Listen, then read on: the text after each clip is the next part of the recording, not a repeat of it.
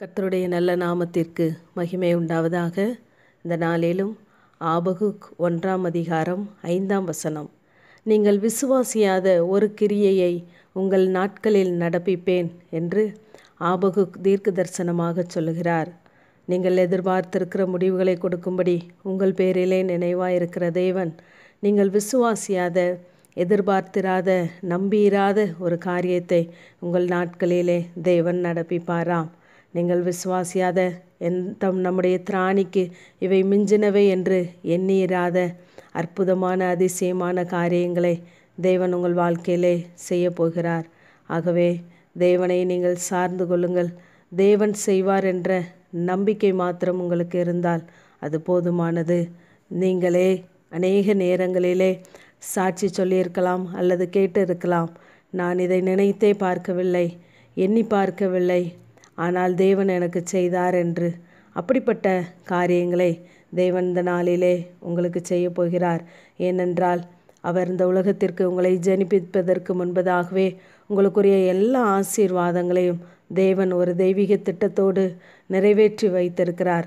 அதை அவர் சகலத்தையும் அதினதின் காலங்களிலே உங்களுக்கு அப்படிப்பட்ட ஆசீர்வாதங்களை தந்து அவர் நேர்த்தியாய் செய்கிற கர்த்தர். ஆகவே நீங்கள் உங்களுடைய காரியங்களை கண்டு கவலைப்படாவிட்டாலும் தேவன் தன்னுடையவைகளுக்காக கவலைப்படும்படியாக நாளைய தினத்தை வைத்திருக்கிறார். மத்தேயு 6:34 நாளைய தினம் தன்னுடையவைகளுக்காக கவலைப்படுமாம். நமக்கு என்ன நாளைக்கு தேவை என்பதை அந்த நாள் கவலைப்படுமாம். ஆகவே நாம் ஒரு காரியத்தையும் குறித்து கவலைப்பட அவசியமில்லை.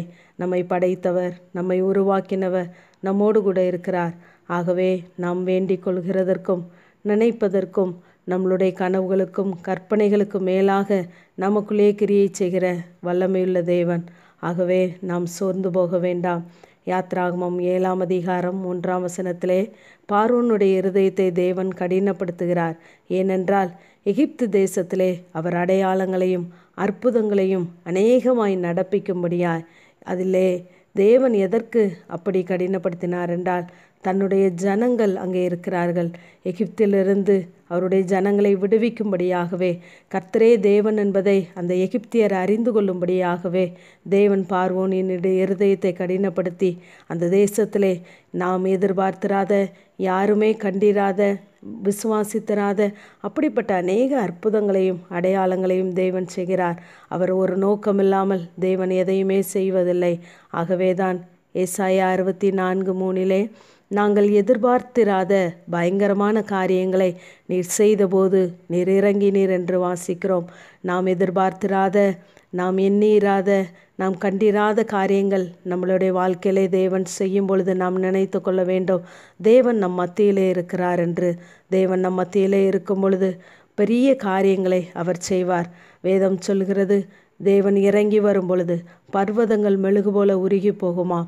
நம்மளுடைய வாழ்க்கையிலே நமக்கு கிட்டிராத நன்மைகள், தடைப்பட்ட எல்லா காரியங்களையும் தேவன் இறங்கி வரும் பொழுது உடைத்தெறிந்து நாம் நினைத்திராத, எதிர்பார்த்திராத நாட்களிலே அவர் நம்மிலே கிரியை செய்ய போதுமானவர். ஆகவே நீங்கள் விசுவாசியாத ஒரு கிரியையை தேவன் இந்த நாளிலே நீங்கள் நம்பும்போது, அவரை மாத்திரம் விசுவாசித்து அவரை பற்றி கொள்ளும்போது கர்த்தர் நடப்பிப்பார். ஆமேன். ஜெபம். பிதாவாகிய தேவனே, குமாரனாகிய இயேசு கிறிஸ்துவின் நாமத்தின் மூலமாய் உடைய சன்னிதானத்தில் வருகிறேன்.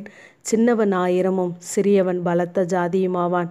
கர்த்தராகிய நான் ஏற்ற காலத்தில் தீவிரமாய் நடப்பிப்பேன் என்ற வேத வார்த்தையின்படி ஆண்டவரே, சிறுமைப்பட்ட நொந்து போன ஆண்டவரே ஸ்தோத்திரம். உடைய பிள்ளைகளை கர்த்தர் இந்த காலை வேளையிலே கண்ணோக்கி பார்ப்பீராக.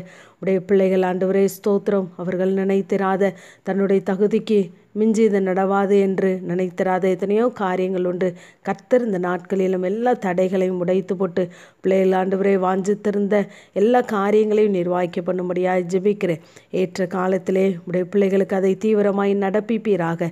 இவர்கள் எதிர்பார்த்திராத பயங்கரமான காரியங்களை நீர் செய்யும் போது நீர் பிள்ளைகளோடு கூட இருக்கிறீர் என்பதை அவர்கள் அறிந்து கொள்ளட்டும். அவர்களுடைய நாட்களிலே அவர்களுடைய கண்கள் காணும்படியா, அந்நிய கண்கள் அல்ல உன் கண்களை காணும் என்று சொன்ன தேவன், உடைய பிள்ளைகளுடைய கண்கள் காணும்படியா பிள்ளைகளுடைய நாட்களிலே கர்த்தர் ஒரு அற்புதமான கிரியைகளை நடப்பிக்கும்படியாய் கெஞ்சி நிற்கிறோம். தாங்கி வழி நடத்தும். இயேசு கிறிஸ்துவின் மூலம் ஜெபங்கேலும் என் ஜீவனுள்ள நல்ல பிதாவே. ஆமேன். ஆமேன்.